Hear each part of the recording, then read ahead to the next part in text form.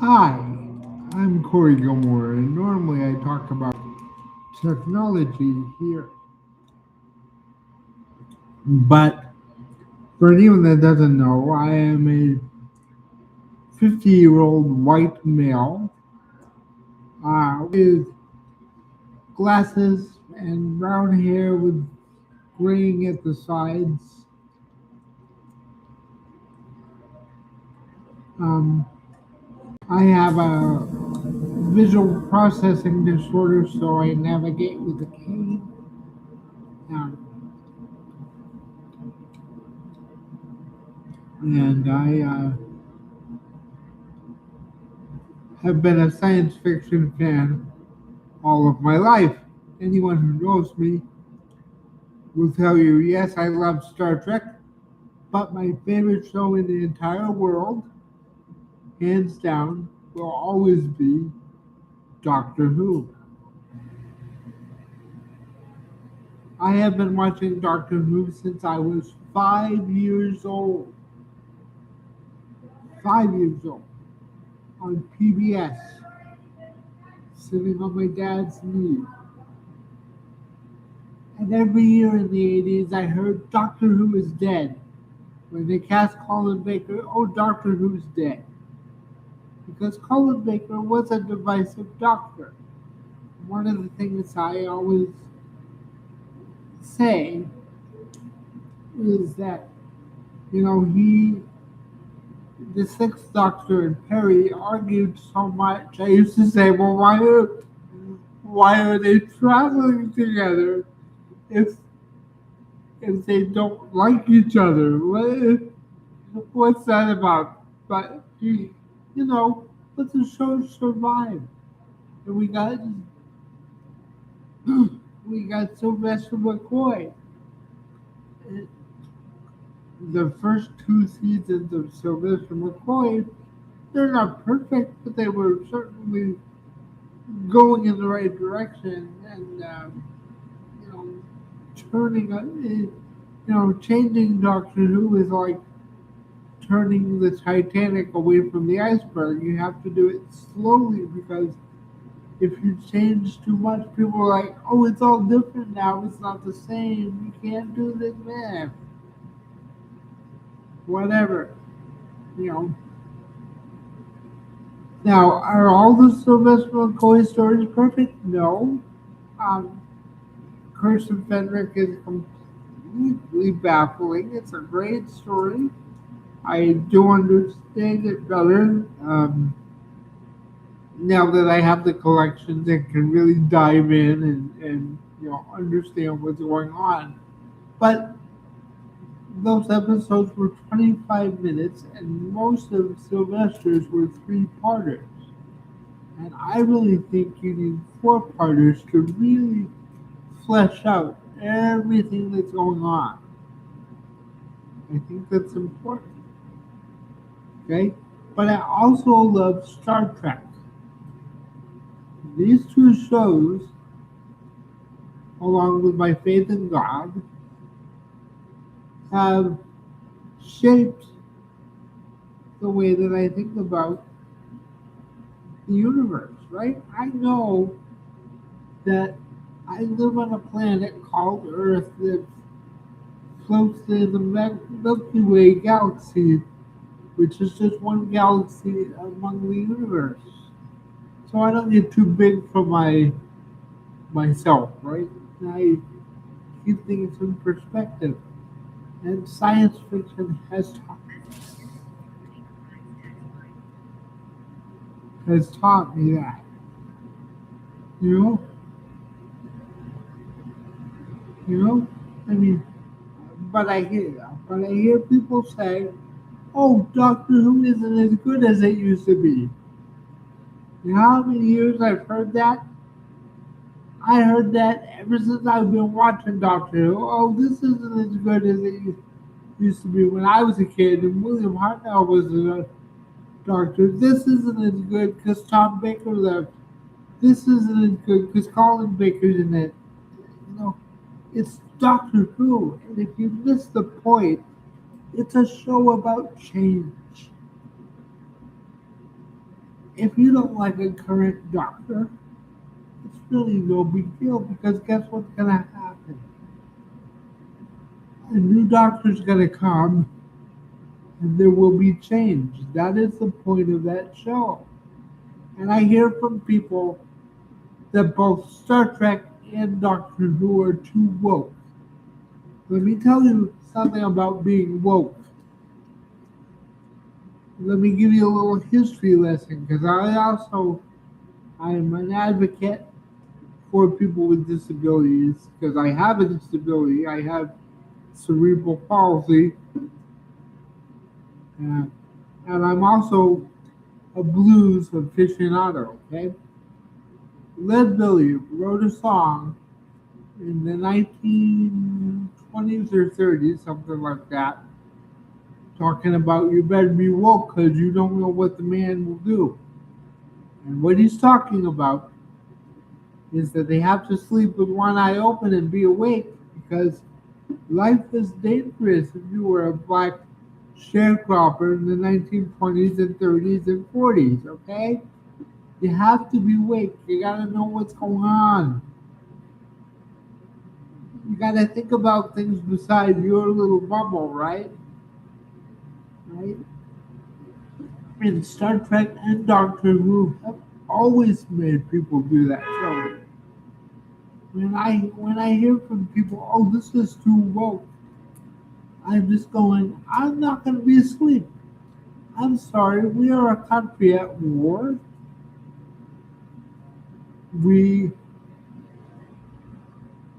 we have people worried about huge tax cuts when the services that I need to get out of bed every day are considered optional under Medicaid. I know people who don't know this, but you know, most walking people, if you don't need um, the support staff to get you out of bed every day and then get you in bed every day, you and me think, oh, isn't that great? Medicaid pays for this. Do you know that under all states, those services are considered optional? So someday, when the state wants to give big tax cuts to people, they can just decide that those services are no longer needed. Okay? That's what it's like to live life like me. So we live not knowing from day to day whether our services are going to be cut.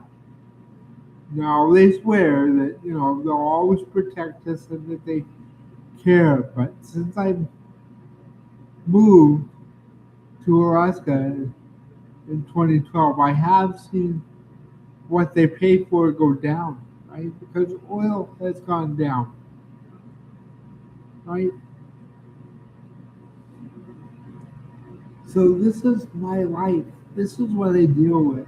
We have to be aware. We have to be awake because we're because people with disabilities are still fighting to be able to go to work. Because when you have a disability, for instance, you have to receive an interview if you have the same skills as everybody else. If they look at you and they determine that what you need will be too complicated, they don't have to say that. They can just say, well, we're going with somebody else. Thank you for your time. Right? You have no way to prove that they whether they did that or they didn't. Now I can't say for sure if I've ever had anyone do that, but finding a job when you have a disability is hard because you got to find staff willing to get you up. And this is the life I have. Okay, these are the worries we live with. So I don't just want mindless entertainment. I want to scream to the world that there's a problem going on, and I want people to know. And I don't want to be bitter about it. I want to offer solutions. I want shows that say we all have something to give and we're all expected to do it, you know.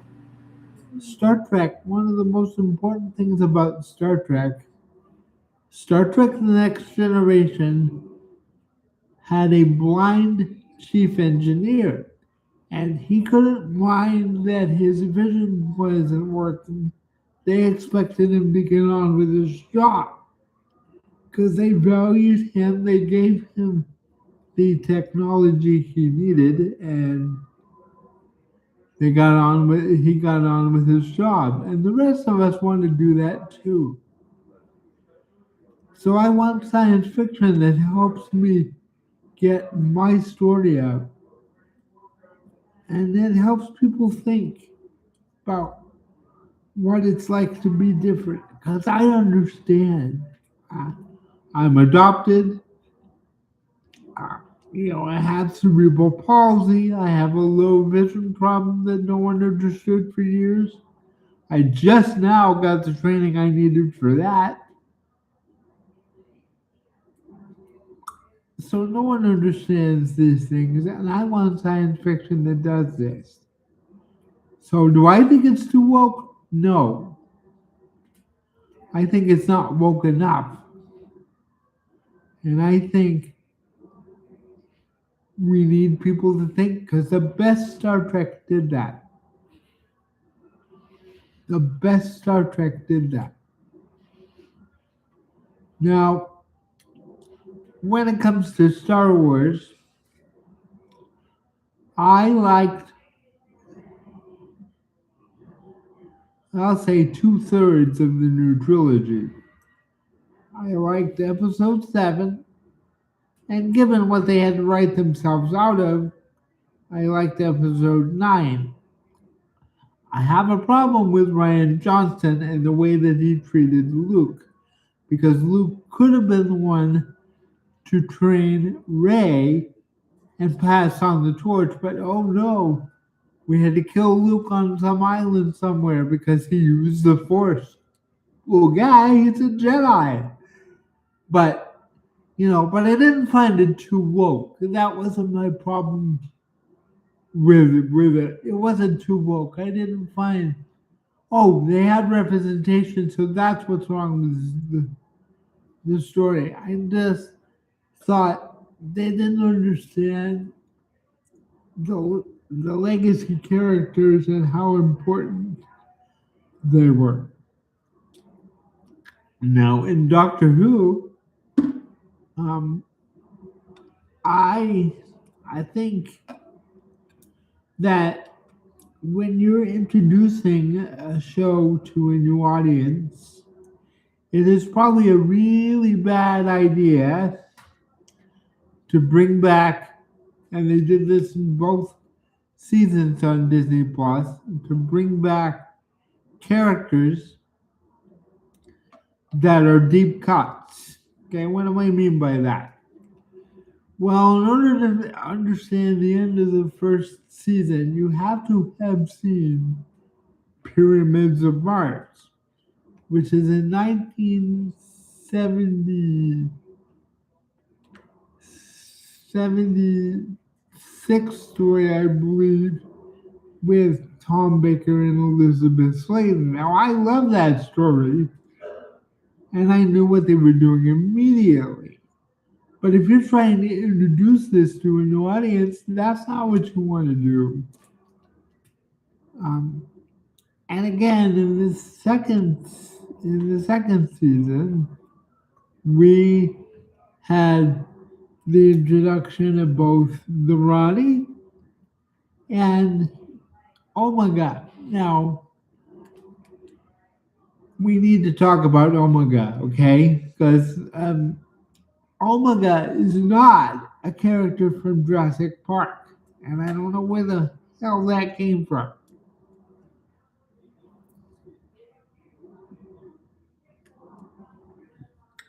You know what that was? That was, oh, we have Disney money. This will look cool. Let's do this. Omega is an evil Time Lord who helped find the source of energy, which was a neutron star that powers time travel. Okay, but he's not a dinosaur, and he was originally in a story called The Three Doctors.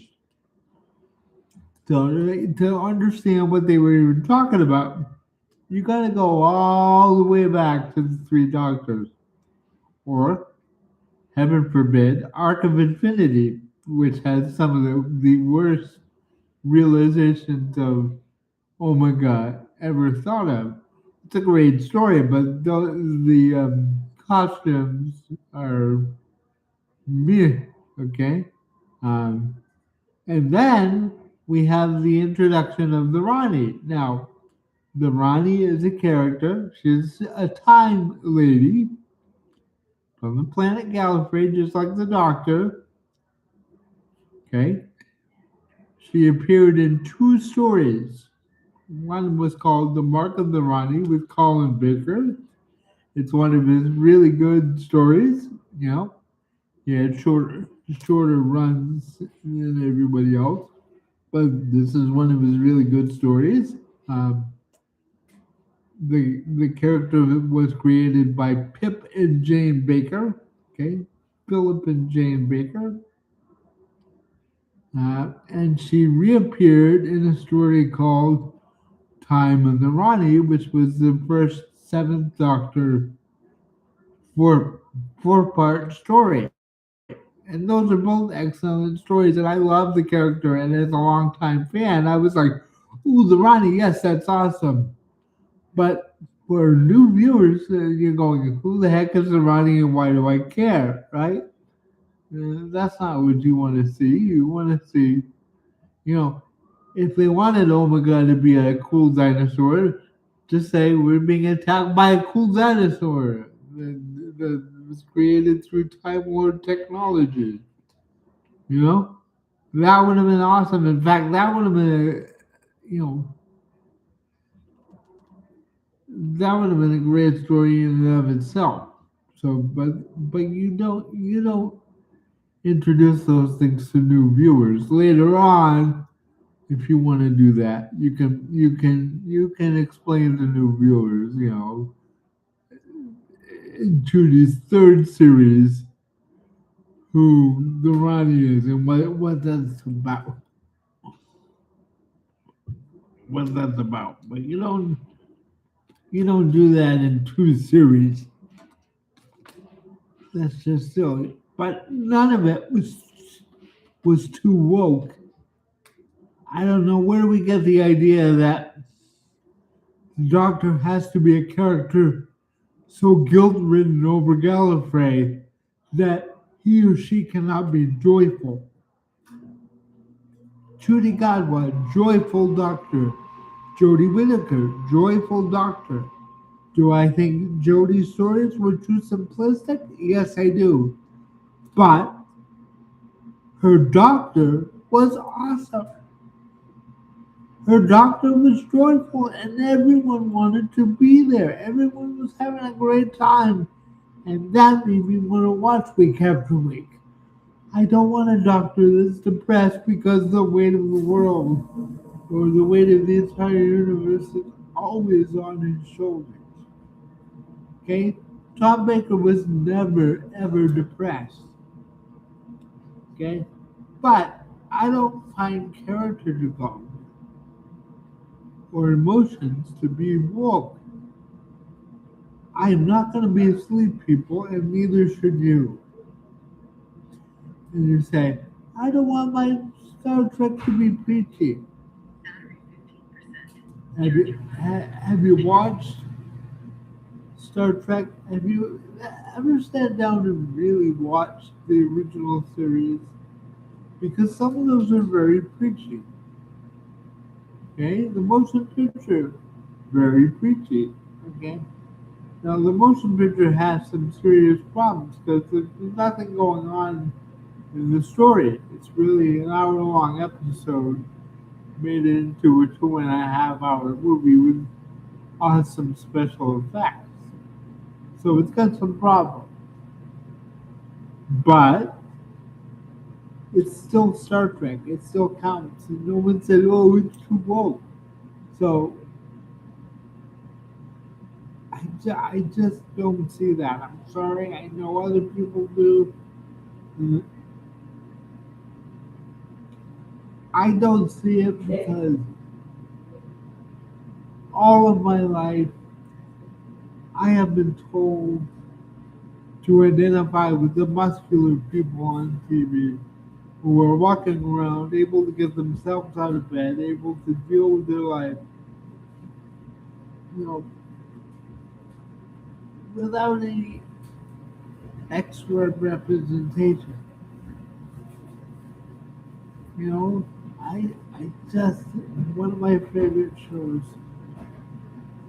as a kid was called Mantis. And Mantis was about a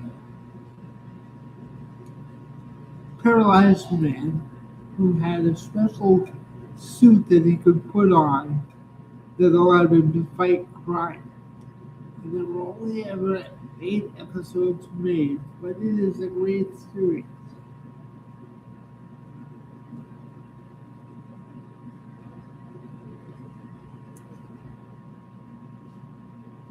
And,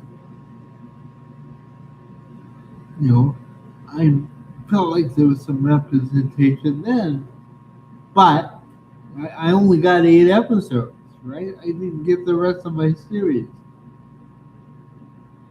So forgive me if I appreciate representation in other areas. I love Shirley Ann Bingham as the unit scientific advisor. I want to see a series with her and Kate Lethbridge and Stewart uh, solving alien incursions. I want a unit series, not just war between the land and the sea, but a regular unit. You know, say like a 5 episode series every year with a new alien maybe, and we should just do this because that's awesome. Because disabled people have jobs. Disabled people have feelings. We have rights. We vote. We buy electronics. We need support. That's part of our lives. And when you don't see it on TV, you don't know what we need. So when you vote, you're not voting for us. You're not thinking about what we need. You're thinking about your tax cuts. And I get it. For anyone that doesn't know, I pay taxes. I really do understand, but I also know we gotta get back to making laws in this country that are about people and treating people like people. You know, if you've met one person with CP or autism, you've met one person with CP or autism. We are not all the same. We're not all white. We're not all drains on society. We have wheels and a brain. And we need representation that shows that. And I'm sorry if I want that and you don't. You don't have to watch it. There's other streaming things to see. Feel free, but I want it made. And I don't want to be told it's terrible just because it includes these things.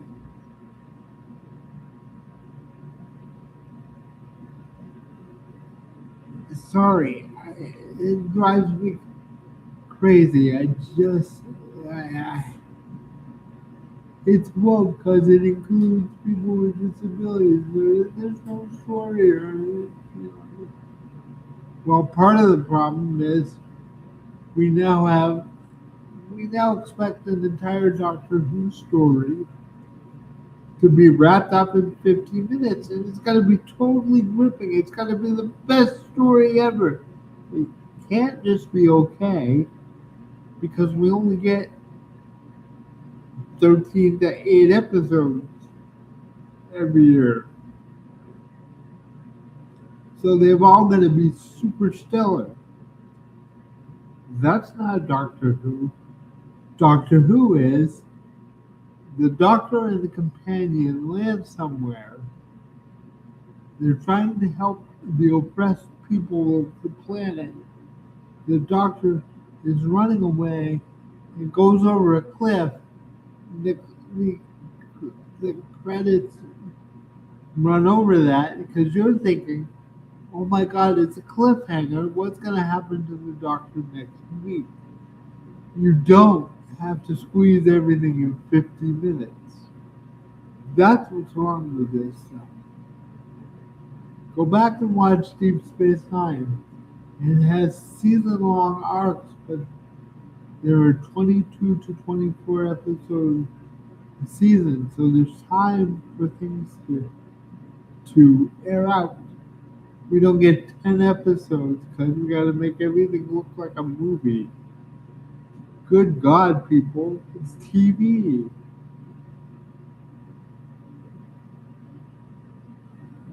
And yes, it can be woke. That's not the problem. Really, you'll find out if we spread things out so we get some real character development and can have stories over 22 to 24 episodes a season, you'll feel better and you'll see the difference. But don't tell me it's too woke because I know better. I know better.